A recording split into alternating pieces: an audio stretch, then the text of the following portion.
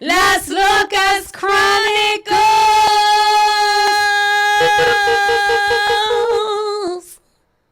Okay. Yes. I feel like this was a whole production. It was. By the way, guys, do you notice anything different about me?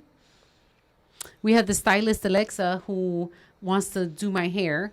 So if you're wondering why it looks a little different, I think that's the reason. Change is great. She loves change. I love it. And she knows she that does I not. will do the same, eat the same thing, wear the same style. All the time.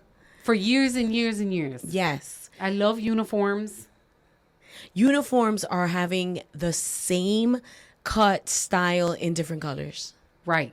I'm for it. But I feel like people are wearing uniforms again. Like they're wearing those loungewear, like the loungewear shirt with the loungewear pants. I love like different styles, and I could be in the morning, I could be a little boo. I could be a little 80s, a little hood. Okay. And then at night, elegant and fun. Right. I enjoy that. That's a lot. I enjoy it all. Yeah. That's a lot of brain power for me. I enjoy it. I don't want to think about it. I'm like, every pant better match every shirt. But you can still have fun and do that at the same time. Like, you see these amazing pants? Those are amazing. These pants, you could put it with this cardigan. You could put it with a whole, but it levels it up. Yeah. It levels it up. Those jeans are nice. Thank you. No, I mean, they don't fit me, but they are very nice. Why? You not even tried.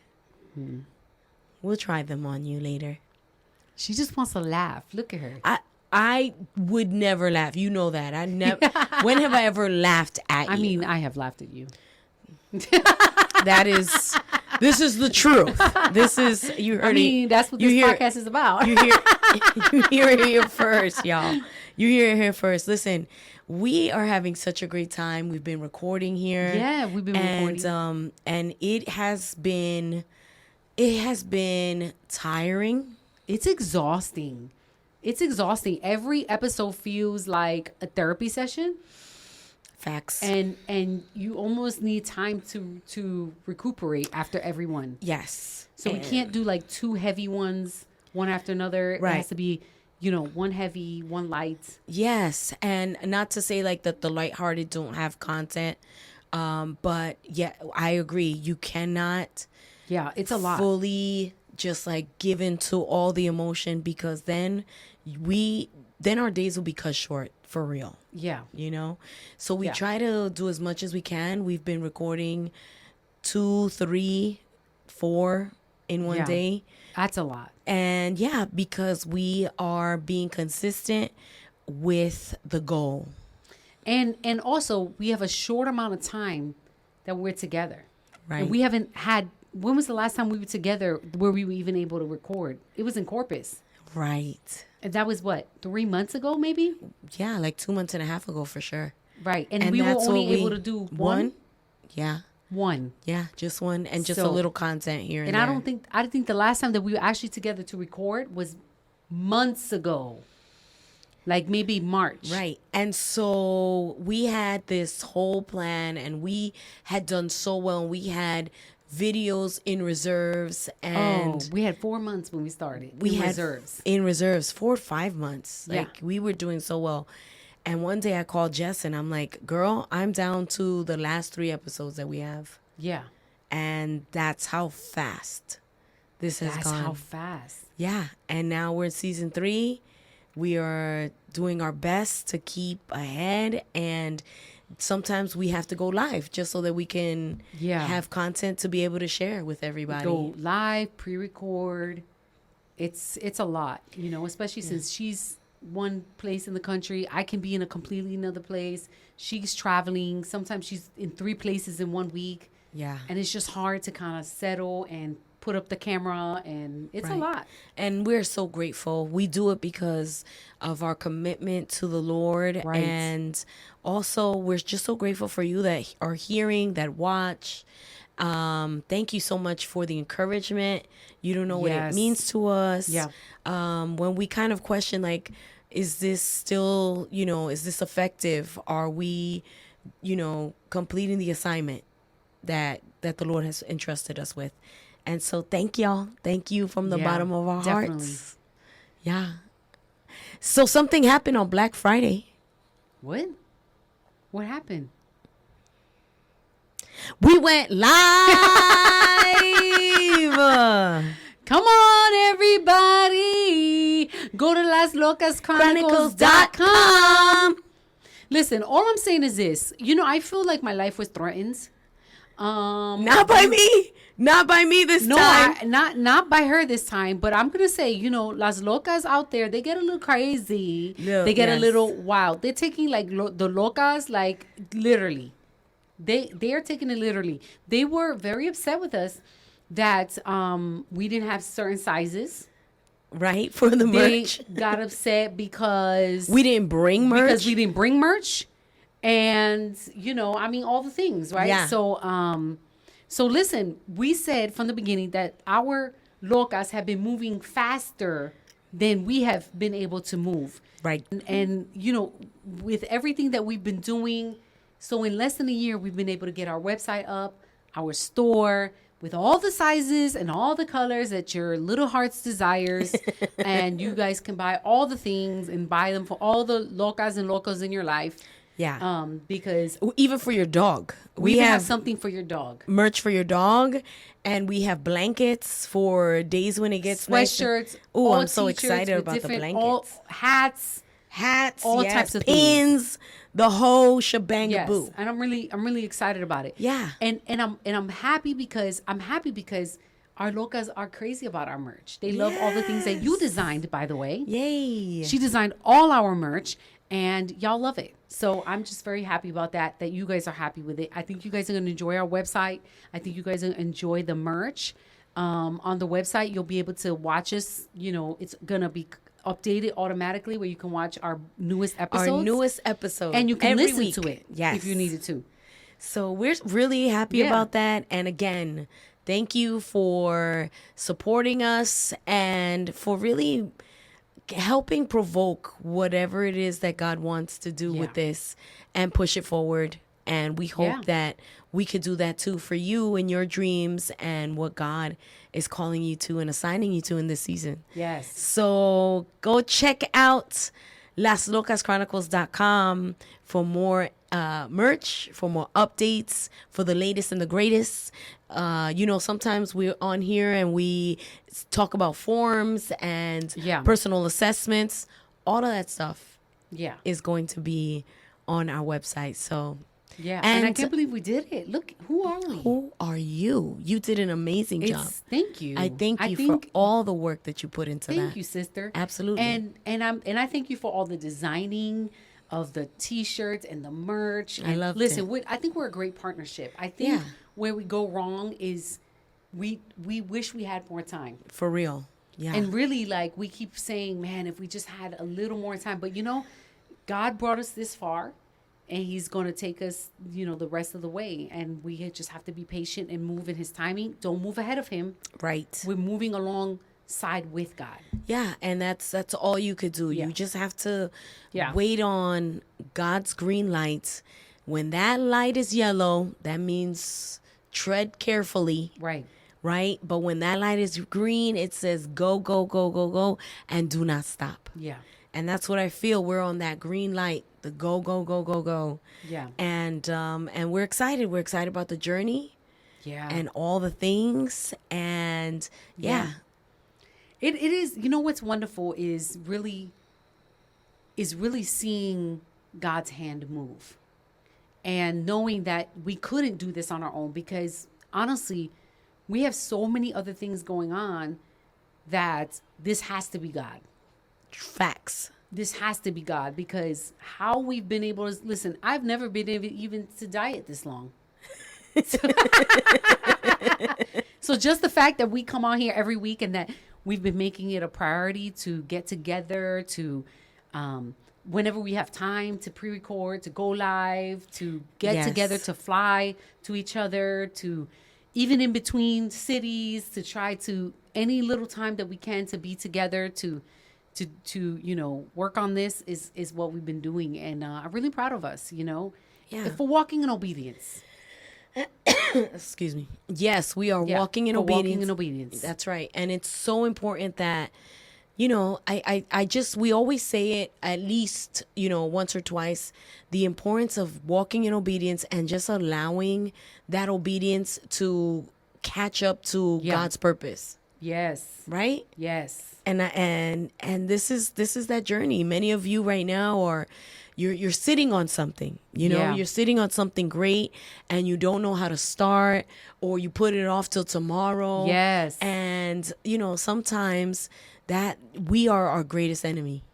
That is true. And there's so many people that are like, man, I really want to start this business, or going back to some of our girls in church, they did an amazing job with the women's conference, and over 2,000 balloons got set up for this women's conference. And it was incredible. They had like 6 photo stations, and one of the girls was like, I've always wanted to do this and partner up with another dear friend of hers. And I said, well, let's sit down and talk about it, because it's not enough to say it. That's right. You have to plan for it. Yes, you have to plan for it. Planning, preparation, and action. All of that is necessary to make things work. And we did. It started with a dream, and then, then there was planning, and then there was, okay, now we've planned enough. Let's actually do this, and then we just had to wait on the Lord, and we did, and listen, and we did it imperfectly, and we do it imperfectly. Right. And I don't even think it bothers us anymore. It really, okay, so tell them what you said yesterday about, I feel like in this season, we don't care. Yes, so in the beginning. So in the beginning, we would, we were really, concerned about the way we look and the makeup and the clothes and because we're like, oh, we want to make sure we look good and everything else. Presentable. That still stands. We want to be presentable because we're a representation of our Lord. Yes. She looks great. So anyway, so now I think we've been so vulnerable. Girl, we've gotten in front of this camera in pajamas, no makeup. Hair crazy. You know what I mean? Yes. So, and I'm proud of us for doing that, because that's real life. And by the way, we've gotten no comments about it. No one has said a word like, oh my God, what are you doing? No one has said anything. You know why? Because ladies, y'all know, you wake up, you're tired. Sometimes we don't want to put makeup on. This is who we are. We want to be in our pajamas all day. That's right. And it's our prerogative to do so. Yeah. And I landed and I was in my traveling gear and we did a recording and that's where Jessica was like, you know what? I'm so proud of us that we don't care. And you know what? There comes a time in your life where you're going to have to stop caring what people say. Exactly. And that's where we're going today. Yeah. Why have you held back? Why have you held yourself back? Because of the fear of what others are going to say. You have already had premonitions of what they're going to, how people are going to react, what they're going to say about you. Why are we living our life that God gave us in the fear of man? Yeah, that's good. When we do that, ultimately what's happening is that we just allow people to control us. We're done. Guys, thank you for joining us. That's it. That's all I got. Whoa! Listen. Yeah, but it's true, right? It's true. We become puppets. We become puppets, and they're like the puppeteer. The what is that called? Not a ventriloquist, but it's, yes, the puppeteer. The it starts with an M. Marionetta? No. Yes. So here we are. So we're gonna label this like Pinocchio or something. I don't know. Let's talk about how we cannot allow ourselves to be controlled by anything other than the Holy Spirit. Marionettist. Yes. Wow. Listen, we just learned a new word. That's right. Yes. What was your question? So, okay, marionettes. What is the definition? Okay, hold on a second. It says control string puppets. That's exactly what happens when we give weight to somebody's opinion that really has no stake in our life whatsoever. They have no, I don't want to say no value, because everybody has some type of value in your life. But at the end of the day, like, if you're not supporting me, if you're not a person that's in my inner circle, if you're not a person who encourages me, if you're not a person who prays for me, then really what you think about me is really none of my concern. That's between you and God. You know, Because there's only one person that I care about, that, you know, that whose opinion matters of me, and that's Right. the Lord. You know, I'm thinking now, all these times that I've had people sit in the chair of my office or everything, and they are truly concerned Yeah. about how others have influenced or are still influencing their life, and they're not free to live in the plans, in the hopes, in the dreams that they have Yeah. for themselves. Because sometimes, you know, and this is toxic, right?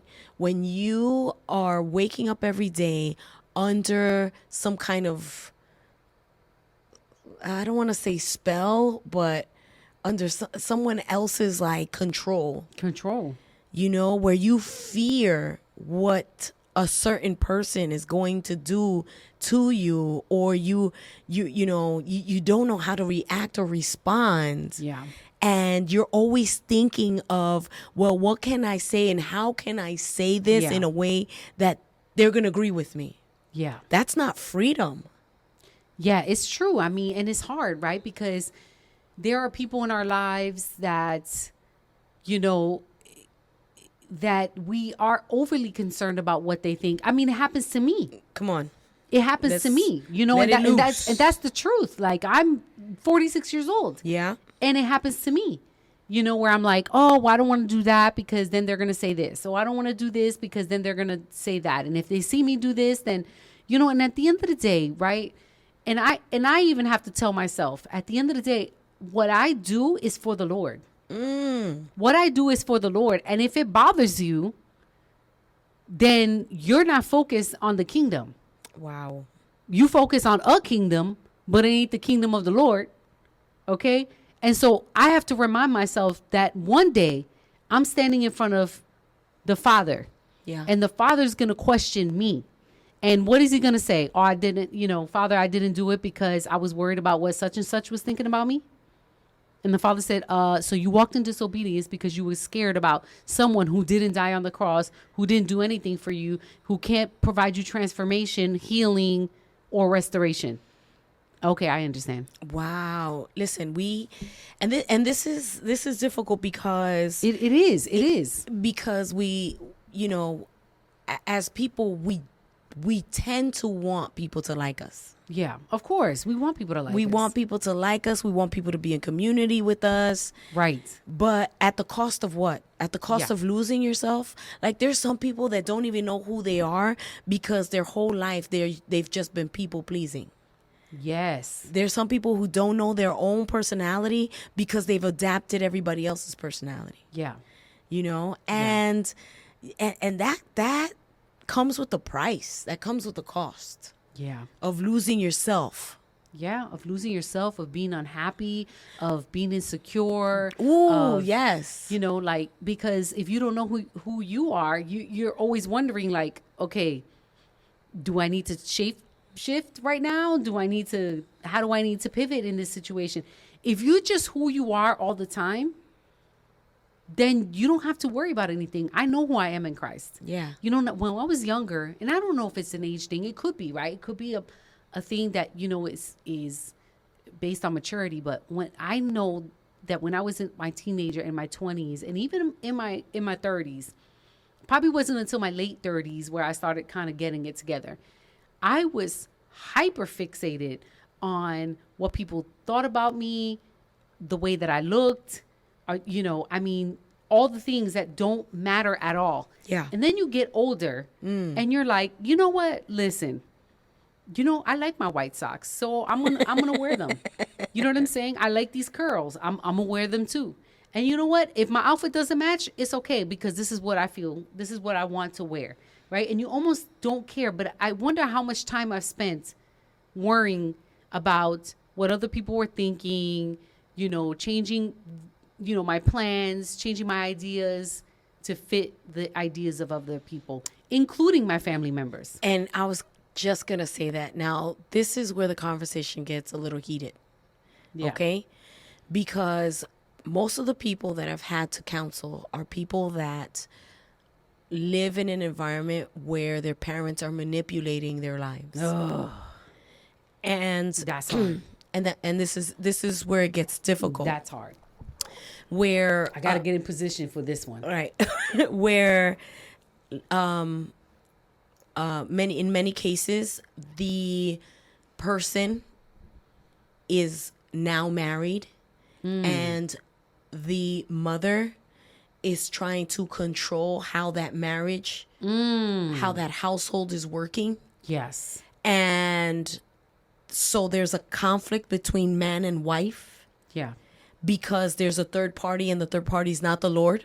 Right. This is not a throuple. And right. But here's the other scenario to this. The mother's divorced. But she's trying to control how this marriage is flowing and going. Yeah. And be it the daughter feels like my husband should understand that's my mom. Yeah. And he should not make me or have me choose between the two. Yeah, that's hard because it's not really choosing. You're not choosing. There is no choice to be made. And first of all, I mean, and in reality, you did make a choice when you put a ring on it. Period. To make your wife your number one. Your wife or your husband. Your wife or your husband number one. Right. You know what I mean? So really, in reality, that is the choice. Right. That is the choice. It is the choice. I agree with you. And so... but how do you work in an environment where you have a third party? Yeah. Here's the thing, right? You know this. It takes a lot of communication with your spouse to decide what boundaries are going to be in place so that your family can be healthy. Right. And those are hard conversations. And this is why, let me tell you, my daughter and I, when you parent, she's 23. As your child grows older, you parent in a different way as they get older. And the things that we talk about now are, hey, you're 23 and now you're looking to, start dating and whatever else. Sure. And or dating a little more serious. Or taking dating a little more serious. Right. And so as you're doing that, you need to have the hard conversations sooner than later. Right. Sooner than later. And ladies, there is nothing wrong with having hard conversations because guess what? You can have fun with anybody. Mm-hmm. You could get along with anybody. Right. But let's get down to the nitty gritty here. Right. Okay. Because I don't want to waste. Talk about the family I don't want to waste 9 years of my life. Thank you. Let's talk about the family dynamic. What are your thoughts on A, B, and C? Right. On having children.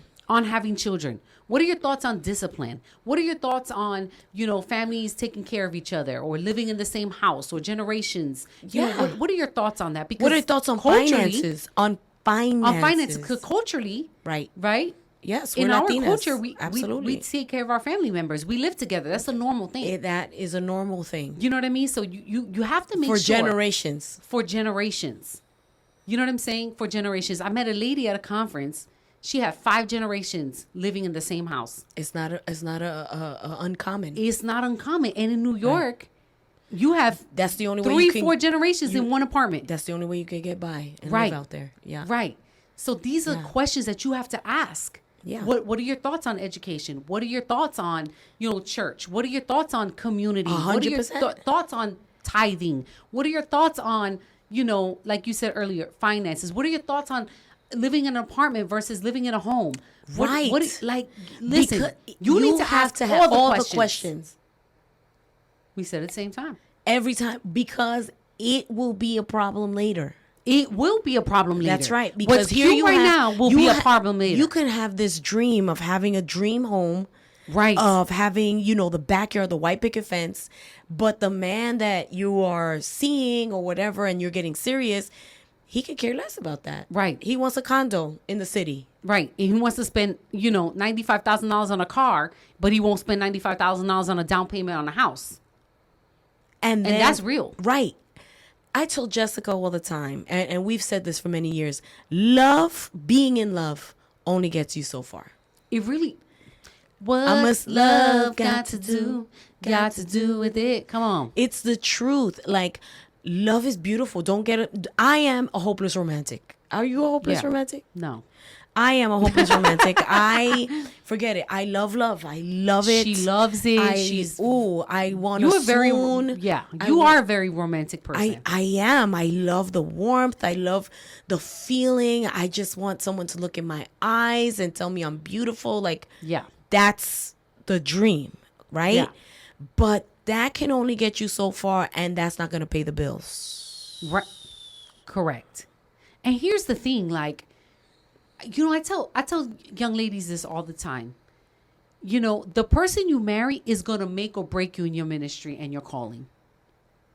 You have a dream. Or vice versa. Or vice versa. Let me tell you something. Yeah, whoever it is the saddest day for me when you see a man that's called by God. Oh, yes. That has the anointing by the Father, that was chosen from within the womb of his mother to do great things in the kingdom of God here on earth.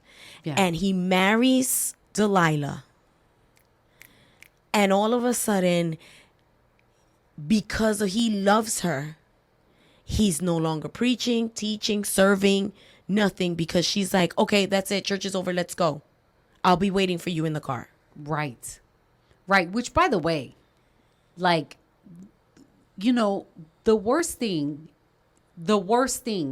is to be with someone who doesn't support you in God's calling over your life. Period. You know what I'm saying? Yeah.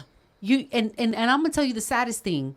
The saddest thing is for you to be 75, 80 years old and thinking about all the things that God could have done in your life, but it didn't happen because you didn't marry the right person.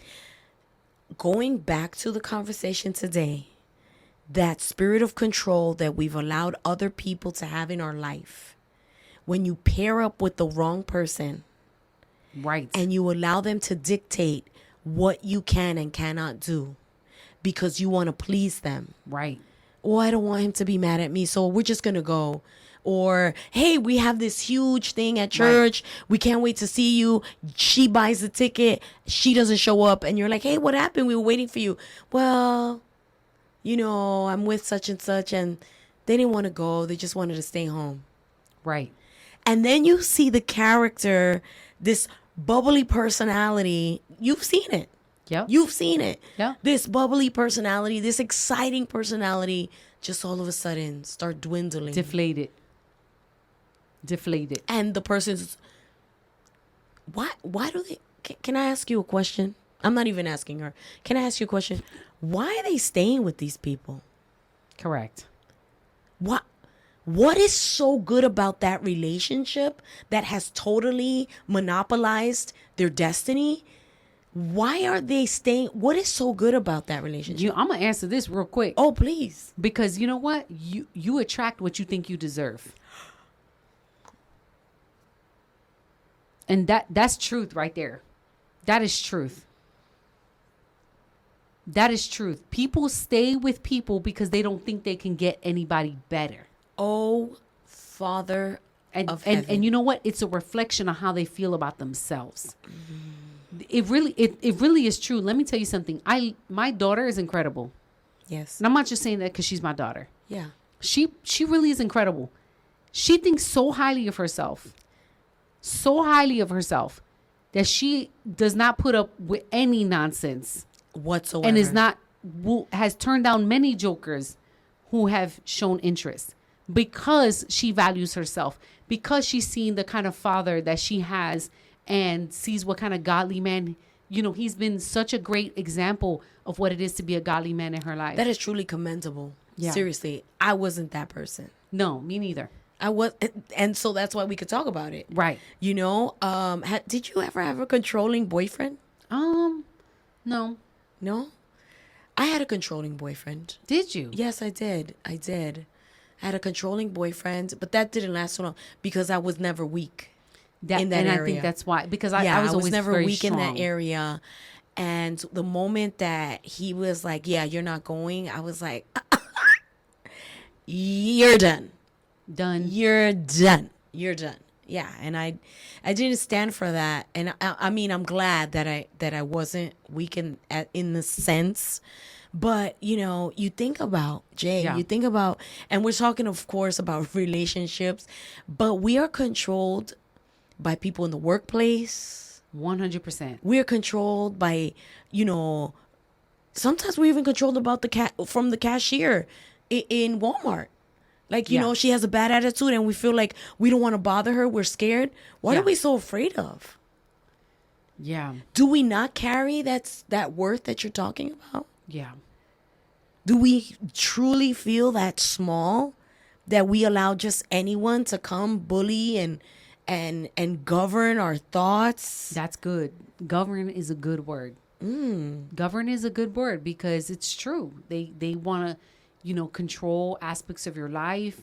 They want to control your behavior, manipulate the situation, you know, and ultimately, look, here's the thing too. There's sometimes we allow people to control us and the other person has no part in this whatsoever. It's just because you don't know what your own value is. So you look to somebody else and they're like, why are you changing your life for me? Right. They're like, and then someone else asks, well, why isn't she doing that? I don't know. She could do whatever she wants. Right. Because you put all your value into somebody else and they're like, I'm not even, what are we doing? Yeah. You know, and I just think that really all has to do with identity, you know, knowing who we are in Christ, knowing whose we are, you know, knowing that our character and integrity are built from our relationship with God, you know, and not necessarily, you know, the people around us. You know, I mean, it's so much, you know, it really is so much, you know. Yeah. And it's hard. But again, I really feel like it all comes through with us spending time with the Lord. And the more time we spend with the Lord, the more revelation comes of who we are. 100%. And you know, and that's the thing. If we really want to know who we are, we need to know who he is. That's it. You know, and that's number one. That's where a lot of us fall short, right? Right. That's where a lot of us fall short, and that leaves windows and gaps open for everybody else to fill it. Right. And then we become someone that is unrecognizable. Right. We say things, we sound like everybody else. Yeah. You know, like one of my biggest pet peeves is the influencers started saying obsessed. Have you heard that? Yes. And now everybody's, I'm so obsessed with that. I'm obsessed. Are you really obsessed? Are you obsessed? Like, do you even know like the intensity that is? Like, yeah. How like, can you be obsessed with a cheese doodle? I don't understand. Yeah, literally. Like, I'm obsessed. Jessica, obsessed. I'm obsessed with this. I'm upset. So, you know, and all of a sudden that, and I am pretty direct. Like when I speak to my beautiful niece and I see her following, you know, like the trends, and you know, we were all young once. Yeah. And I tell her all the time, like, talk to me like you. I don't want to hear them. Yeah. I want to hear you. Yeah. Well, this is how I talk. Okay. No. Talk to me like you. Because you didn't grow up in Queens. You grew up in Long Island. Yeah. You know what I mean? Yeah. Like, yeah, it's hard, right? It's hard. It is hard. Especially when they're so young, because we did that. You know, you want to, you know, be trendy and you want to sound cool and, you know, you want people to like you and you want to fit in. And as we get older, the beauty about getting older is realizing that God never called us to fit in. God actually calls us to stand out. Right. And really, the enemy wants us to fit in because he wants us to be basic. He wants us to be a wallflower. Oh, you know what I mean? When you said God does not want you to be basic. I love He that. doesn't, he doesn't, because there's nothing basic about God. There really is nothing basic about God. Jesus didn't come to blend in. The name of this. Think about that. Jesus didn't come to blend in. You know how I know this? Stop being basic. This is how I know that Jesus didn't come to blend in. So Jesus goes. Let's go. Jesus goes and it's Sabbath. My man loved to turn it up on Sabbath. It's Sabbath. To turn it he up on knows Sabbath. what he was not supposed to do on Sabbath according to the law, right? He knows that he wasn't supposed to work on Sabbath. He's like, but you know what? He's like, I'm going to heal on Sabbath. Jesus knew that the Pharisees were watching him all the time. All the time. And he kept doing things that were challenging their whole belief system. If he wanted to fit in, he would have done everything that the Pharisees wanted him to do. But Jesus didn't want to fit in. He was like, I'm going to test your whole belief system on Sabbath and actually what it means to rest. Because what I'm telling you right now is that the soul and the salvation of a person is more important than Sabbath. That our salvation even supersedes that. Jesus did not come in to blend in. Jesus came to challenge the system. So as you're talking about that, I'm like, okay, we're going to go there. So let me flip it a little bit, right? Because what we're talking about, like the table, I would with the quickness. But here we go on a day that we have 4 friends and 1 paralyzed man. Okay, same day. We're not supposed to be doing this stuff, Jesus, right? Yeah. And all of a sudden, 4 friends decide this is the day that there's going to be healing in the room. Come on. This is the day that our friend is going to start walking for the first time. This is the day where we're going to beat the odds. Right. And we're not going to allow anything to get in our way. Right? Not once did it say that this paralyzed man on the mat asked his friends to do this. Yeah. What it does say is that Jesus commended them for doing the deed. Yeah. So all of a sudden they see the obstacles, they hear what's happening, and they're like, we're not giving up.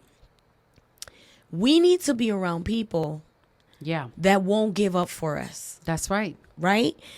Instead of having the people that control us, we need to be around people that will push us to our limit. Right. That will push us off the cliff. Right. And what did they do, Jay?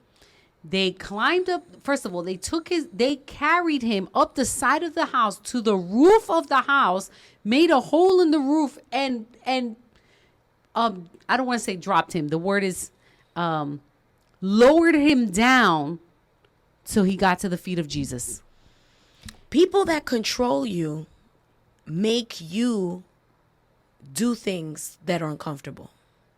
People that will love you will put in the work for you to get to Jesus. You see, there's a difference. Yeah.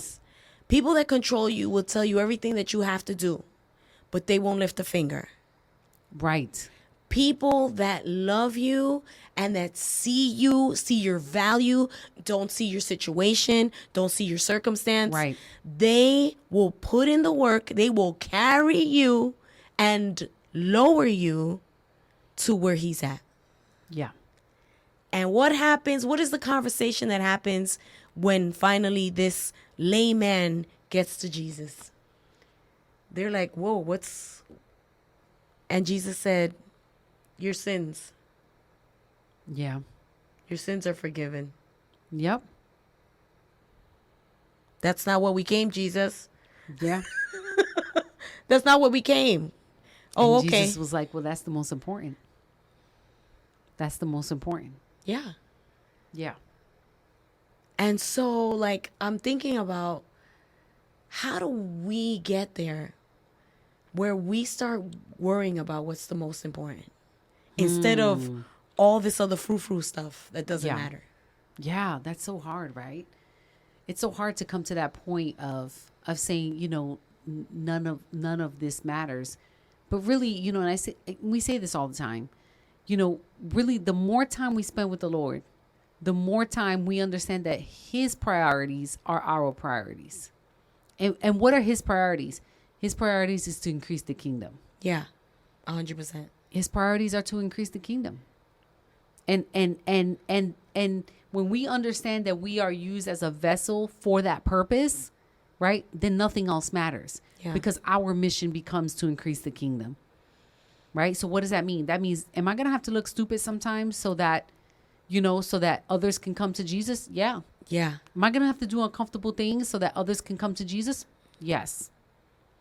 Right? And so, and then when God's mission becomes our mission, yes, nothing else matters. So nothing good. else or anyone else matters.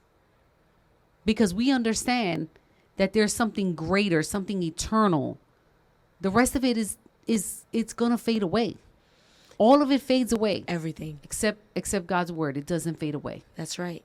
Heaven and earth shall pass away, but his word will never pass. So, you know, what are some things that we could tell our fellow locas out there that feel like they're in this conundrum of, I want to be who God called me to be. Yeah. But I'm having a hard time because this is who I'm told I am. Yeah. That's hard. You know, here's the thing. You know, we always talk about Bible study. We always talk about getting into the word. And really, you have to get into the word and you have to start asking those questions. Lord, who have you called me to be? This is one of the questions that we got on our page. Like, how do I know my purpose? God, who have you called me to be? What is my identity in you? What does that even mean? And you have to do that study for yourself because you have to internalize that. That has to be in your heart. Yeah, absolutely. Not just in your mind. It has to be in your heart. And then you hold on to that and you claim that over your life every single day. God, you have called me to be the head, not the tail. Right? I am loved. I am favored. Right? I am beautifully and wonderfully made. That's right. You know, Psalm and you could 139. just, I mean, my goodness, you could just name off all the things that God has claimed over your life. Yes, you're no longer an orphan. You're no longer fatherless. Right. You are loved. You are forgiven. You know, you are the apple of his eye. You know, you have been redeemed. Exactly. All of these wonderful things. All of these wonderful things. You're a masterpiece. You're a work of his hand. Right. You know, when you start acknowledging how incredibly unique, how incredibly loved, how forgiven you are, you start walking different. Yeah. And then your head is picked up where you no longer believe all the lies that they threw at you. Yes. And then after you fully understand who you are in Christ, then you have to do something practical. You have to set boundaries. And I don't want to say it like in a way that's like, oh yeah, just set boundaries. No, setting boundaries is hard. Yeah. You have to do it prayerfully, right? With God's guidance. Because setting boundaries with people you love is hard. Yes. Setting boundaries with parents is hard. Setting boundaries with siblings is hard. Setting boundaries with your friends is hard. All those things are hard. Absolutely. All those things are hard. Now, I want to see if I can find in my notes. I do have and maybe you can pull something up about setting boundaries. But I did preach a sermon about setting boundaries. Oh, you did, and I listened to that one. It is a great. We're gonna put that one right here. Let's put it up. I'm gonna pull up my notes. Here we go. Boundaries that bless. Boundaries that bless, and we'll put the link in the description. We're gonna put the links right there. Yes. So you guys can watch that sermon. But let me see. I know I have a list in here. And this is where, you know, this is where I'm so happy that I manuscript everything because I can just go back to it. So the title of the sermon is Boundaries That Bless. Okay. Right? Boundaries That Bless. Okay. So I got these principles to set boundaries from the book Boundaries by Henry Cloud. Okay. And in his book Boundaries, Henry Cloud provides several principles to set boundaries. He says we have to identify our limits by understanding what behaviors are unacceptable by clearly defining our personal limits. identify our limits. Okay, so but speak to us layman's terms. How do you identify your limits? What are some limits to identify? So here are some limits to identify. What are you willing to accept? Simple. I'm going to give you an example. Yeah. If your mother-in-law is somebody that just shows up whenever they feel like it, and they don't call you ahead of time, but then they want to complain that your house is dirty, but they didn't give you a chance to prepare the house, well, guess what? That's identifying your limit. I need you to let me know 30 minutes ahead of time before you come. Right. So that it makes me feel at peace knowing that it gives me 30 minutes to prepare the house. Sure. And again, like you're saying it in a way that someone is feeling like, that is me, that's my problem, that's my situation. Yeah. However, I'm scared to tell her that. Of course. Well, you have to, and this is where I come in, right? You have to know how to say things with love and respect. Right. Hey, suegra, déjame saber when you're coming over, 30 minutes so I can make sure that everything is ready for you. Right. I want to receive you well. Right. You make her feel loved, that we're prepared for. Make her feel loved in a way, but that's you setting a boundary with love and honor for who she is. Right. Yeah. Because, that's good. Right. Because listen, we all know, listen, and you know how you're going to know what these things are? What is the thing that annoys you? That's where you have to put your boundary. What makes you feel insecure? Yeah. What gets your heart rate going? So good. You know what I mean? When people, when is it when they open the fridge? Is it when they look in your... Before the presence of the Lord, I was going to tell you, one of my things that drives me nuts is, and I don't know if I've ever said that to you or this week. Didn't I tell you this? No. I don't mind. I love people coming over. I love them coming over. I want them to feel at home. But there's a thing, like Jessica, when she comes over, she already was given the green light. Like, please don't ask me to go in the fridge. But this is your house. This is your house, right? Yeah. She's family. But when I have people coming over that are not family, right, and there's a certain respect that you should have. And, I do, in a nice way, I look at them and I'm just like, just, you can ask and definitely, of course, please take. Yeah. But I do not want people coming into my house without knocking. Yes. That is so disrespectful. Yes, that is disrespectful. And those things, you know my what those things is are. my house. My house is my sanctuary. Right. It is our sanctuary. And so we already know what those things are. Right. We already know what our limits are, because when somebody steps over, that's good. You know what your limits are there. You already know. So you already said it. The second thing is communicate clearly by using direct, calm language to express your boundaries. Be specific about what you will and will not tolerate. Right? And do you know what you will and will not tolerate? Exactly. Right. I will not tolerate disrespect because I don't disrespect people. Correct, though. So speak to me in a way that's also loving and honorable. And I'm not going to take you, especially children talking to me like if I'm their friend. Ooh. Yeah. Yes. So the third thing is use I statements by communicating your boundaries and acknowledging your feelings and needs to minimize the other person feeling defensive. For example, I feel hurt and disappointed when I find out that I've been lied to. We're helping somebody. Come on. Full therapy session today. Listen, I use I statements. I feel anxious when you just show up at the house because I might be walking around in my bra and panties. Period. Why? Because it's my house. Exactly. And, but you left the door open. I could do that because it is my house. Exactly. I love it. And there's nothing wrong with saying, right? You're not telling them, you're not making it about them. Well, you this and you make me feel anxious. No, I feel anxious. I feel anxious when people come. Yes. And just barge in. Exactly. Right. Or open my fridge. that had been in my house for 3.2 seconds. Right.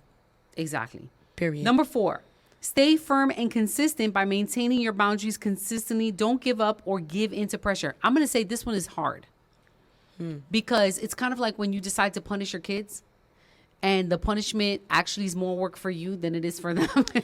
Immediately I thought of the nanny.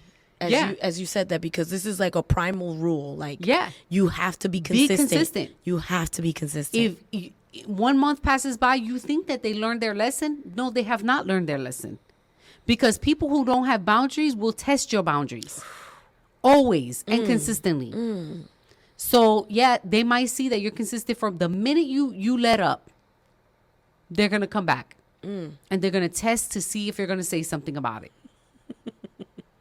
Then one day, instead of giving you 30 minutes, they're going to give you 15 minutes. And if you don't say anything, the next time they're going to call you 10 minutes ahead of time. And then by the time you know it, they're just showing up again at the door because you never said anything. Wow. They're like children with a line. Don't cross that line. What do you mean don't cross the line? Right. And they got their finger in their and their toe there. Yes. By the time you know it, they done ran past the line. Right. Okay? Right. Okay. So number 5, limit exposure by reducing how much time you spend with the toxic individuals, when possible, by creating physical or emotional distance. And here's the thing. There are moments where, yes, you need to create boundaries. There are moments where you need to create space. Oh, that's so good. That's so good. You know what I mean? And what I mean by this is that, you know what? We're going to create space and time. You're not going to get a lot of my time, right? If you want your mother-in-law to call you 30 minutes before, how many times a week are they allowed to come over? This is a hard conversation. Because I'm sorry, I don't need you in my house every day. Some people like that. Some people like that, and that's okay. Yeah. It's whatever you This is about decide your on. limits. This is about you. Like, I can tolerate you once a week. Right. And you know what? There are people in my life that I can't even tolerate that much. You have to know what your personal limit is. Yeah. Yeah. You know, you have to know. Number 6, seek support by surrounding yourself with supportive friends, family, and mental health professionals who respect your boundaries and encourage you. Right? Like, I know Alexa's going to be like, girl, did you let them come over again? Did they call you? She's going to hold me accountable. I hold her accountable. Like, well, what did you say? Right. You know, and sometimes she'll be like, I just didn't say anything. Well, why not? I don't want to fight. I don't want to argue. Right. And I'm like, it's not about a fight or argue. Because now you're in a bad place, and now you're going to be in a bad place for 4 days where you could have avoided that. Right. You know, I'm all about the confrontation. Confrontation is not a bad word. Right. It's simply a way to engage in conversation, to be able to express the I, and to come to a resolve so that you don't get back to it again. Right. And some people are probably saying, well, I don't have any friends like that. Well, you know what? You can pay a friend. It's called a therapist. You can pay them to hold you accountable. So good. And they will. That's why we have professionals. Right. So that they can help us. We agree. We agree to the professional help. Right. Number 7, practice self-care by engaging in activities that cultivate physical, emotional, and spiritual health. And what does that mean? That you're just taking out time for yourself. You're focusing on your spiritual life. It's okay for you to have private time. It really is. Yeah. It's okay for you to lock yourself in your bathroom because your kids are banging at the door, and you just need to pray in there and go, Jesus, give me strength right now. Yeah. You know what I'm saying? Like, it's Absolutely. okay to drive without the radio on because you just want to focus on Jesus. You know what I mean? Like, those things are okay. You know, it's okay to go outside for a walk and do a prayer walk at the same time. You know, it's okay not to be around certain people so we can focus on our emotional health. It's okay to go and do some window shopping because that'll just help you get the frustration out and makes you feel better for an hour. And then you come back and then you regroup and you're good. Okay, yes. Number 8, be prepared for pushback and understand that toxic people may resist or test your boundaries. Stay firm in maintaining and protecting your peace. And here's the thing. When the people start throwing a tantrum, because that's what happens, they start throwing tantrums, then you know that you made the right decision for setting those boundaries in the first place. Yeah. That's it. That's just confirmation. Number 9, when you know when to walk away. If someone continuously violates your boundaries despite all your efforts, it may be necessary to limit or end the relationship. And that's hard. And the reality is that there are people in our lives that will never respect boundaries. I have people like that. Do I have people like that? No, I think they're gone. Yeah. I have people like that, and they're related to me. Yeah. That's harder. It's hard. Right. I have serious boundaries with these people. Right. Serious boundaries. Yeah. Like, you can text me, I don't want to talk to you. And I'm not visiting you either.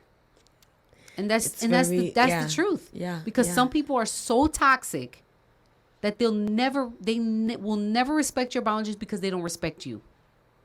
And ultimately, I mean, we're not going to get into it today. It's because they don't have respect for themselves. That's right. The last one, number 10, is rely on spiritual guidance by seeking wisdom and strength through prayer and other spiritual disciplines, asking for guidance in setting and maintaining healthy boundaries. Listen, the truth of the matter is the only one that knows you in your totality and what you could be is the Lord, because he formed you. He created you. And when we give other people the authority to rule, govern, we said we like that word, govern, to govern our minds, to govern our spirit, because there are even people that are going to try to tell you how you should walk this with the Lord. Right. When God's like, hey, it's a relationship with me and her. How did you get in here? Right. You don't know how I want to deal with her the way I want to deal with her. Right. You don't know what I want to do with her. You want her to be a missionary. I want her to be an evangelist, or I want her to be a teacher. And you're pulling her in this direction. You're telling her this is her calling when you're not me. Right. Right. And so we need to just kind of be very careful and do the questions. What are the limits? What are my personal limits? What is it that God wants me to do? The question of, I don't know what my purpose is. Well, because you haven't asked the one that created the purpose for you. Yeah. He will always answer. Yeah. And I guarantee you, because it's a story of our life, if you ask him and if you're seeking him and if you're connected to him, whatever you're doing right now in your life is in preparation to that. That's right. It may not look like it, but it is the training. It is. To where you're going. Just stay the course with him. That's right. That's right. Listen, and if you're like, wow, we went through this list really fast, just get the book Boundaries by Henry Cloud. Yeah. And that way you can read the book over and over again as many times as you need to, so that you can learn this process, because it really is going to help you really focus on what God needs you to do. Set the boundaries so that you can set yourself up to be able to focus on the mission that God has for us, which is to add people to the kingdom. Yeah. Right. And when we set our minds and our hearts on that, nothing people say or do is going to matter to us. Yes. Because the only opinion that's going to matter is the opinion of the Father.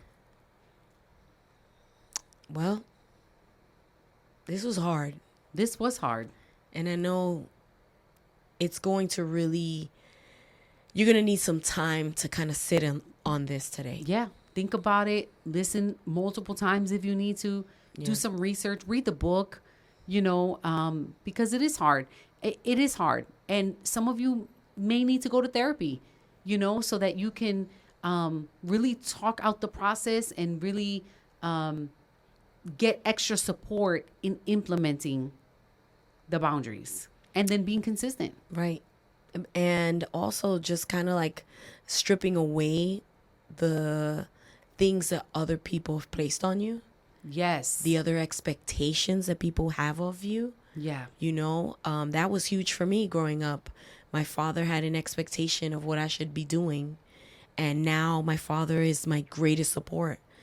But had I listened to him, because he had my road paved out for me, because he was worried. He wanted he thought that he knew what was best, but God had a whole different plan for my life. And so when we're talking to you about these things, know that we've walked them. Yeah. And we're still walking through them. Yeah. So we hope that this blessed your life, and we just thank you. Yeah. For coming on in on a Thursday. That's it. And having these crazy conversations. Yeah. Yes. We love you guys. And please let us know. Ask all the questions in the comments. Yeah. We are more than happy to send resources, that anything that you might need, even if you just need us to pray for you, we would love to do that as well. Yeah. So this is Jess and Lex. Be who God created you to be. It's time to live in freedom. We love you, and we'll see you next week on Las Locas Chronicles. Bye.